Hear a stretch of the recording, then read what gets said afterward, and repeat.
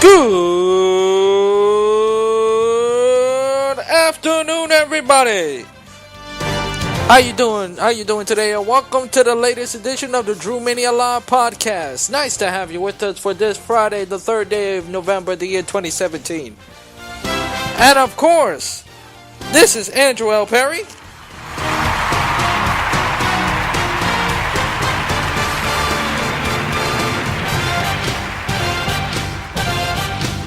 I love that warm applause. Give it up one more time for Andrew L. Perry.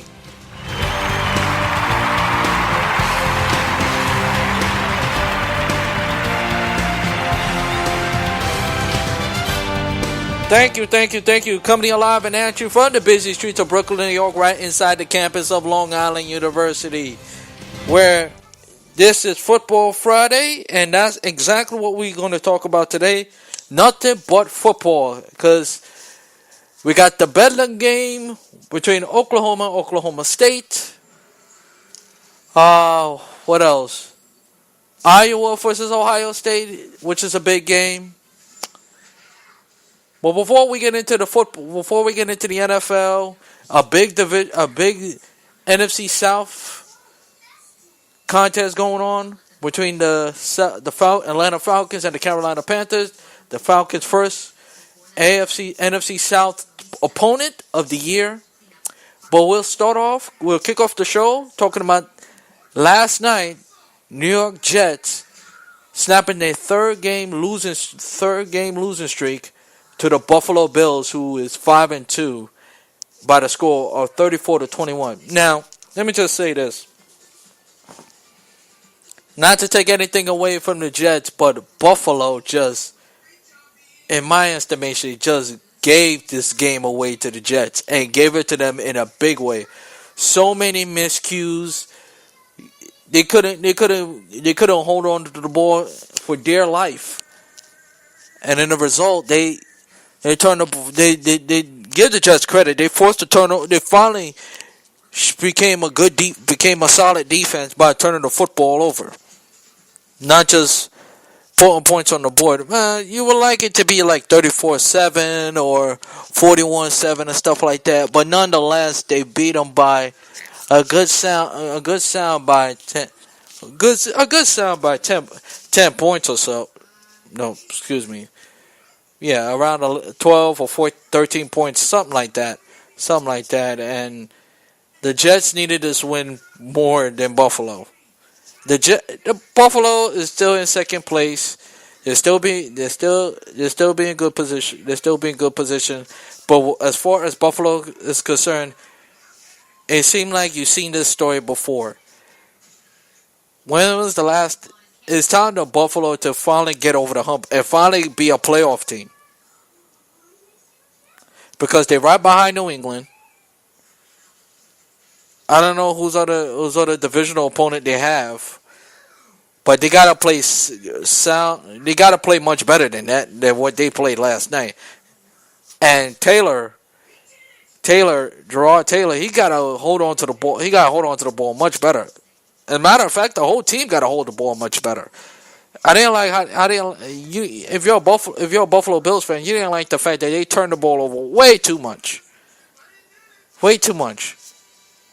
Yes, they did their best to make a comeback, but they got to do a better job protecting the ball. And they got away from the run. In my opinion, they got away from the run way too much. But the whole point is they lost the game because they turned the ball over way too much and did not capitalize, and the result the Jets win. Now for the New York Jets, good for the win, but they still the Jets pretty much saved their season last night, because if they would have gone 3-6. They would have to go on a massive win streak to get back into wild card discussion.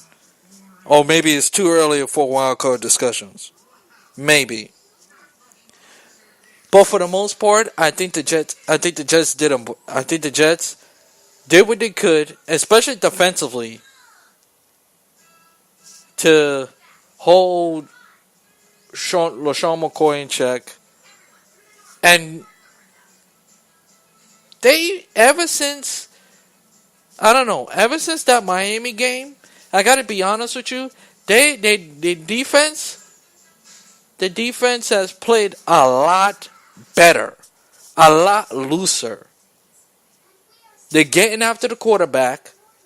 They finally forcing mistakes, and that's been the Jets' problem all for the past couple of years. Even before Todd Bowles got to the Jets, became the head coaching job. They could shut down your offense. The problem is they couldn't capitalize or force the other team to make mistakes, and that's what the Jets are starting to doing. Be seeing in the last 2 or 3 games, and for that you gotta give them credit for that. Now, Cayman now, even though last week the offense didn't turn the ball over, and if the offense, if the offense continue not to turn the ball over, I think they'll be in good shape. I really believe so. But other than that, let's be honest. There's really not much as far as the game is concerned. There's really not much to talk about. It is all Jets the rest of the way. It really was. They just had their way with Buffalo, and they was angry of the 2 losses, especially the Miami loss and the New England loss, and the Atlanta loss. I think the Atlanta loss was the anger part of all, and they came back and win this game in a big way. I know you want to hold them to at least single digits, but hey, they got the W. A win is a win. You'll take that any day of the week. And add this too. This is the Jets' final regular season division opponent after they face New England towards the end of the year. They split with Miami, they split with Buffalo, and they are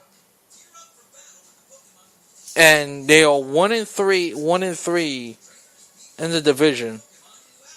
And it looked like they're not going to win the division. That Miami loss really hurt them as far as winning the division is concerned.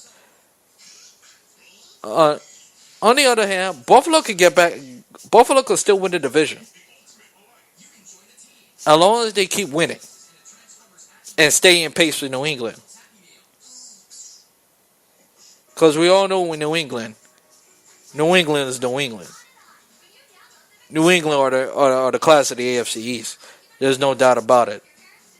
They'll get back in things. Now, so that's put a finishing bow tie in the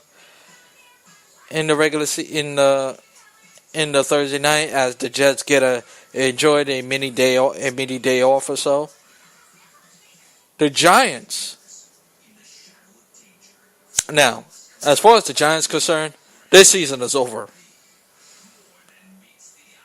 Every good thing about the playoffs, obviously, winning the division, getting back to the playoffs, throw that out the window. The Giants are not making the playoffs. Even if they're 3-6, this season is over. It's over. At this point, the Giants have to play for pride. Now they have the Rams to come to town, who have one of the best defense in the NFL, and the offense is really picking up a lot, especially with Todd Gurley, one of the best running backs in the NFL right now.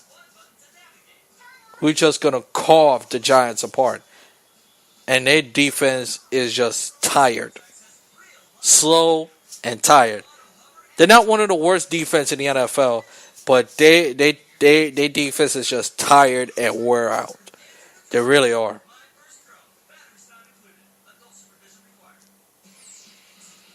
This is not. It's obviously not the same Giants defense they were earlier the last year. But this is the NFL. Anything can happen. Except the Giants season is pretty much over. Especially if they lose even if they lose, even if they just win this game, they still have a lot of wins to get back to 6-6. They probably have to go on a, I don't know, 5-game winning streak, which is possible, but it look like it's on. By the way the team has been playing, it look like it's unlikely. It really does. But obviously, if they have one more, if they lose to the Rams, this season is officially over. Because no team that I know of in the history of the NFL has had a 1-7 has a record of 1-7 in the earlier November and go on to lose the game and go on to make the playoffs. That does not happen.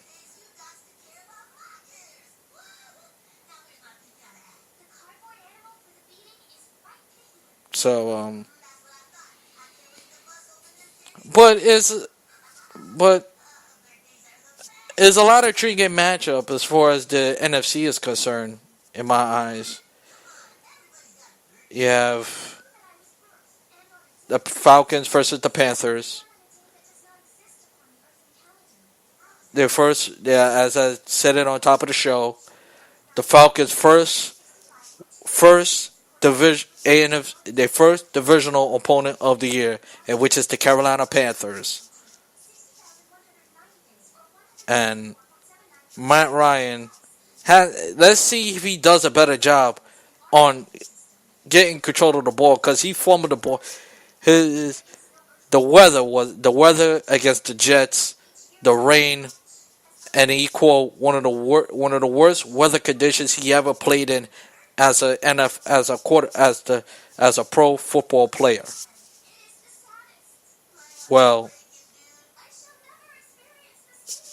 let's hope that Carolina is not their weather is just sunshine, not just or cloudy or partly cloudy, I should say, not just rain and more rain, so they could get a better grip on the football.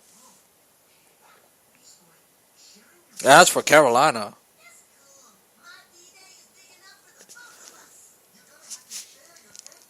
Cam Newton got to play a better game. If the Carolina Panthers are going to be back in the playoffs, or going to be in the be back in the playoff fun, Cam Newton has to throw the ball a lot better and have to make better decisions with the quarterback. And I would like to see him run the ball more. I would like to see the Cam Newton that made the Super Bowl in 2015 against the Broncos in Super Bowl 50. I would like to see the Cam Newton that made that took his Carolina team to the Super Bowl. And also, I would like this defense to step up a little bit more.